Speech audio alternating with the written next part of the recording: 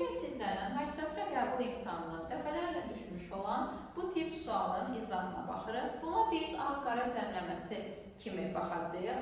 Gördüyünüz kimi yuxarıdakı iki şəkildən aşağıdakı, eləcə də bu iki şəkildən aşağıdakı şəkil, eləcə də bu ikisindən aşağıdakı şəkil alınır və bu qayda ilə davam edirik. Burada ilk növbədə 4 halı özümüz üçün qeyd edirik. Qara üstə gəlinsin qara, ağ üstə gəlinsin ağ, qara üstə gəlinsin ağ və ağ üstə gəlinsin qara. Baxıram ki, eyni hissələrə baxırıq. Bura ağdır, burada ağdır. Cavabda bizdə qara alınır. Yəni, ağ üstə gəl, ağın nəticəsi qara olmalıdır.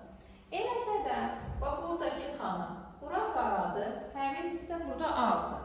Qara ilə ağın nəticəsi bizdə ağ alınır. Yəni, qara üstə gəl, ağ bərabərdir, ağ olmalıdır.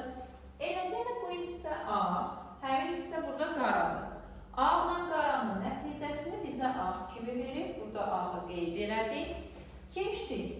Bura qaradır, burada qaradır. Nəticədə də yenə də qara alınır. Qara ilə qaranın cavabı olacaq qara.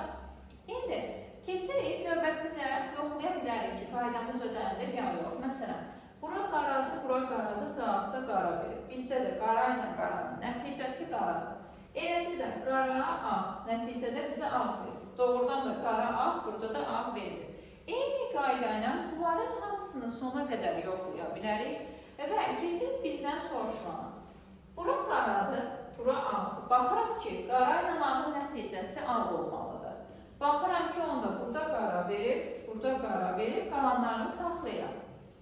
Ağla ağın nəticəsi, baxıram ki, qara olmalıdır. Burada ağ verib deyə getdim. Bu iki variant arasında qalırıq. Bura qaradır, burada qaradır. Qara ilə qaranın nəticəsi qara olmalıdır. Burada ağ verib deyən D variantı getdi. Deməli, cavab olacaq A variantı.